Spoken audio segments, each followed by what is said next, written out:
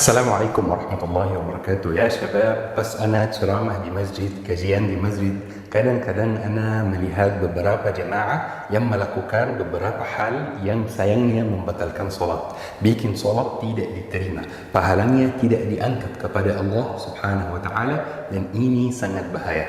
Makanya insyaallah hari ini Al-Faqih Muhammad Al-Fuli akan menjelaskan apa hal-hal yang membatalkan solat. Kadang-kadang kita lakukan hal-hal ini secara tidak sengaja. Sekalian juga ana akan menjawab pertanyaan yang pasti bakal muncul di benak jamaah, yaitu bagaimana jika sebenarnya 2 tahun yang lalu, 3 tahun yang lalu ana melakukan salah satu hal tersebut, apakah harus mengulangi salat 2 tahun yang lalu? InsyaAllah dalam kajian hari ini semua pertanyaan ini ana akan jawab. Semoga bermanfaat insyaallah.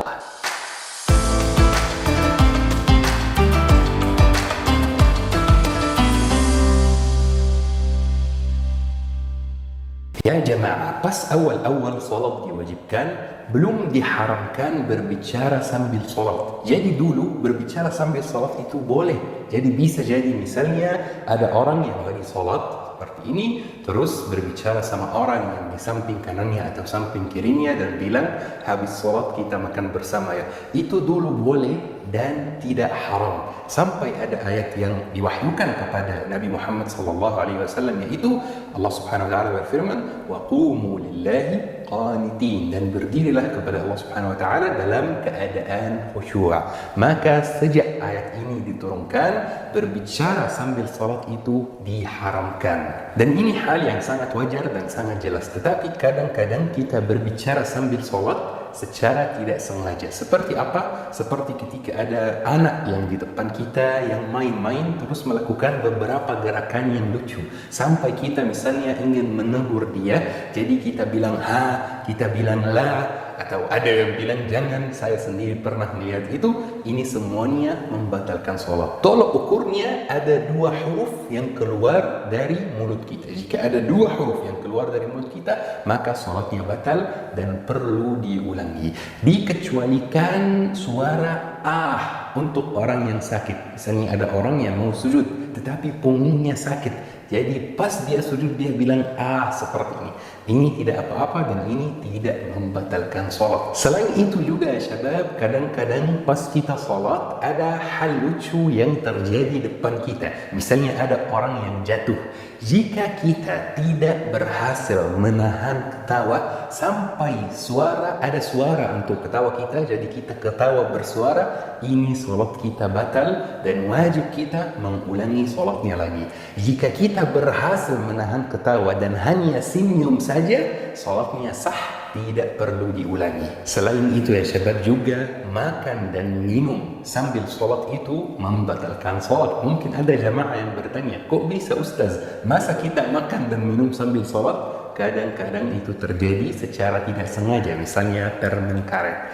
Jika ada yang mulai sholat dengan permen karet, terus di tengah sholat dia mulai sadar, ternyata di mulutku ada permen karet, maka sholatnya batal dan dia perlu mengulangi sholatnya. Dikecualikan ya teman-teman, bekas makanan. Misalnya kita baru selesai makan, terus kita langsung sholat. Kadang-kadang ada bekas di antara gigi kita, misalnya bekas nasi atau ayam, itu dikecualikan. Kalau bekas itu dimakan, ini tidak membatalkan sholat, sholatnya sah, tidak perlu mengulangi sholatnya. Selain itu ya syabab, bergerak dalam sholat itu membatalkan sholat juga, tetapi bergerak yang berlebihan, sampai kalau ada orang lain yang melihat kita, mungkin dia mengira kita lagi tidak sholat, saking banyaknya gerakan kita. Tetapi kalau bergerak yang biasa saja, misalnya betulkan kopiah, matikan suara HP yang mengganggu jamaah lain, atau misalnya tutupi aurat yang terlihat, itu tidak apa-apa dan tidak masalah, tidak membatalkan sholat. Tetapi kalau bergeraknya berlebihan, wajib mengulangi sholatnya. Selain itu ya syabab, ketika aurat kita terlihat pas kita lagi sholat, ini membatalkan sholat. Dan biasanya ini sering terjadi buat kaum laki-laki yang ketika sholat pas dia sujud, kausnya ke atas dikit, jadi auratnya kelihatan dari belakang. Jika dia cepat menutupi auratnya, maka sholatnya sah. Jika dia lama menutupi auratnya atau dia tidak langsung sadar kalau auratnya kelihatan, ini membatalkan salat dan salatnya perlu diulangi. Selain itu ya syabab, salah satu hal yang membatalkan salat itu adalah tidak menghadap kiblat sama sekali. Atau misalnya ketika kita pas lagi salat, ternyata kita sadar, oh ini kiblat yang salah. Kita tidak boleh ganti posisi sambil salat. Kita harus keluar dari salat dulu dan ulang dari awal. Jika kiblatnya tidak pas sedikit, misalnya kiblatnya ke sini terus kita ke sini sedikit sekali, ini tidak apa-apa dan tidak masalah. Ini yang dimaksud di sini adalah tidak menghadap kiblat sama sekali, menghadap arah lain. Selain itu ya syabab, jika wudhu kita batal sambil kita salat, maka salat kita batal juga dan harus diulangi. Tapi masalahnya di sini, bagaimana jika imamnya yang wudunya batal? Apakah salatnya tetap dilanjutkan? Apakah salatnya sah? Apakah salat jamaahnya sah? Yang pertama, salatnya tidak sah dan tidak boleh dilanjutkan.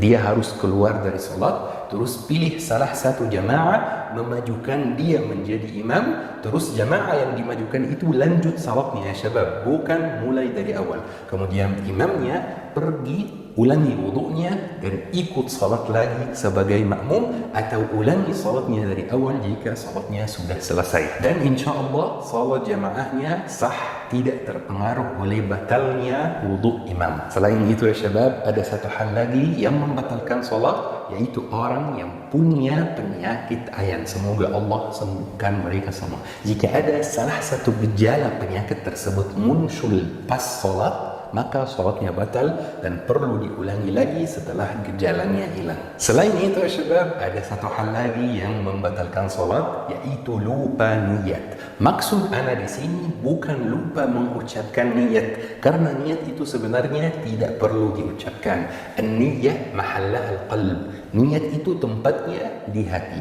Maksud saya di sini adalah pas kita sudah mulai salat, kita lupa kita lagi salat apa. Misalnya kita sudah mulai salat terus kita mulai bingung, kita ini salat zuhur atau asar. Jika kita ada perasaan ini, rasa bingung dalam salat, kita salat zuhur atau asar, maka otomatis salatnya batal dan perlu diulangi lagi ketika sudah yakin kita ini lagi salat apa. Atau misalnya setelah kita mulai salat zuhur, ternyata kita lupa salat isya semalam, jadi kita ubah niat kita sambil salat. Ini dianggap isya ya, jangan zuhur dulu. Ini tidak boleh.